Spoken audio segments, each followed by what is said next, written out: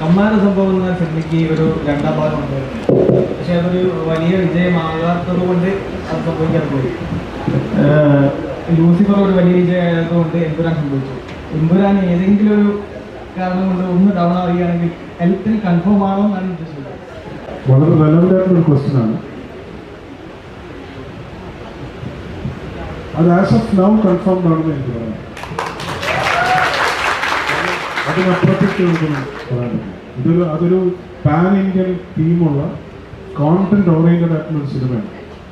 എന്റർടൈൻമെന്റിന്റെ aspects ഉള്ളപ്പോഴും Lucifer പോലെ തന്നെ content driven ആയിട്ടുള്ള ഒരു സിനിമയായിരുന്നു. സോ അതിനൊരു തേർഡ് പാർട്ട് വന്നാലേ അതിനൊരു ഫുൾ കൺക്ലൂഷൻ വരും, ഫുൾ ആ tailing. So let's hope that this film does well and the third part comes. ക്യാരക്ടറിന് അത്രയും ജനപ്രിയമായ ഒരു ക്യാരക്ടറാണ് സെക്കൻഡ് രാംദാസിന്റെ ക്യാരക്ടർ. സോ ആ ക്യാരക്ടറിന്റെ എവല്യൂഷൻ എങ്ങനെയായിരുന്നു? അതുകൊണ്ട് എന്താണ് കൺവേ ചെയ്യാൻ സാറിന് നോക്കിയതെന്നൊന്ന് എക്സ്പ്ലെയിൻ ചെയ്യാറുണ്ട്. അത് ഞാൻ എക്സ്പ്ലെയിൻ ചെയ്യേണ്ട കാര്യമാണ്. അതുകൊണ്ട് എന്താണ് എന്താണ് മനസ്സിലായെന്നുള്ളത് കാഴ്ചക്കാരാണ്. അത് the moment the filmmaker starts explaining or trying to explain what he meant with something, then there is no point in it. ഞാനൊരു പാംഫ്ലെറ്റ് ഇറക്കിയിട്ട് മലയാളത്തിൽ പഴഞ്ചൊല്ലുണ്ട്, കാണാൻ പോണ പൂരം കേട്ടറിയേണ്ടതാണ്. Hello sir, Shiju. ഒരു മാസ് ജോണർ സിനിമകൾക്കപ്പുറം ഒരുപാട് വിഷയങ്ങൾ ഉൾക്കൊള്ളുന്ന ഒരുപാട് ലെയറുള്ള സിനിമയാണ് ലൂസിഫർ. ആ ലൂസിഫർ സമയത്ത് ഇറങ്ങിയ ചിത്രത്തിൽ നമ്മൾ മഞ്ഞുമലയുടെ ഒരു ചെറിയ ടിപ്പ് മാത്രമാണ് കാണുന്നത്. അത് സിംഹഭാഗം കടലിനടിയിലാണ് കാണുന്നത്. അപ്പോൾ ഒരു ലൂസിഫറിൽ എമ്പുരാനിലേക്ക് വരുമ്പോൾ നമ്മൾ മാസ് എൻ്റർടൈനർ എന്ന് വിളിക്കുന്ന ജോണറുള്ള സിനിമകളിൽ ഇത്തരം വിഷയങ്ങൾ ഉൾക്കൊള്ളുന്നത് എത്രത്തോളം ചലഞ്ചിങ് ആണ്?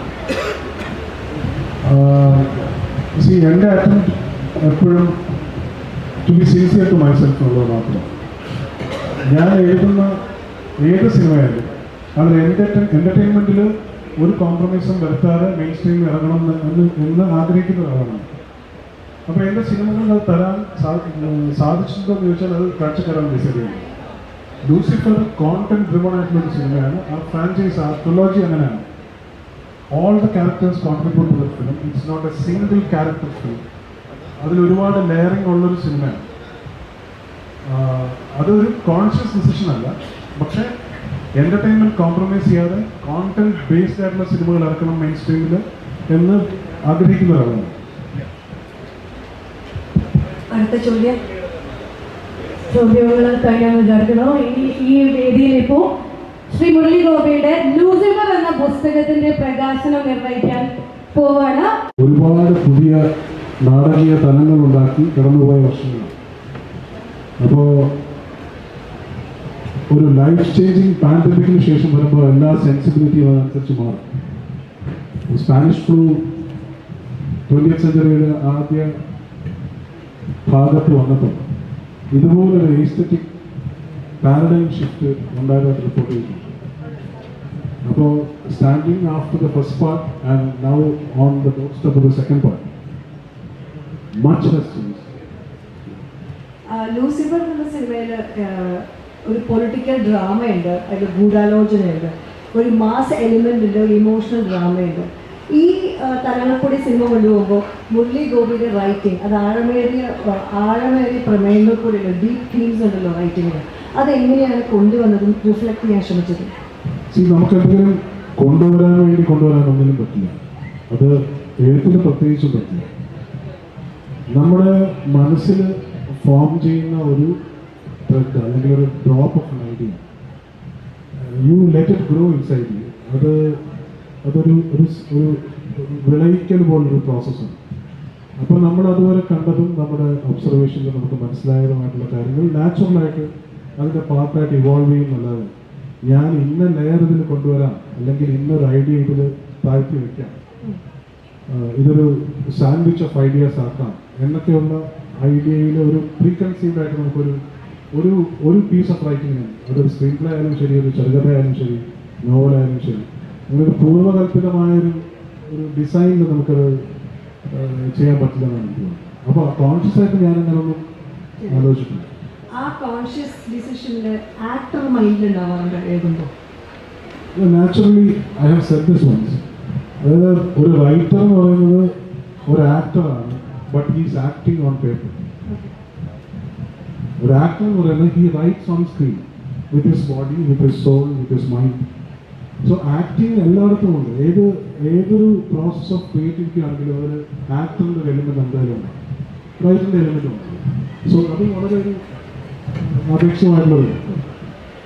ലൂസിഫർ സിനിമ അവസാനിക്കുമ്പോൾ നമുക്കറിയാം അതിനൊരു സെക്കൻഡ് പാർട്ടിനൊരു ചെറിയൊരു ത്രെഡ് അവിടെ ഉണ്ട്, റഷ്യൻ ഒരു ഷോട്ട്.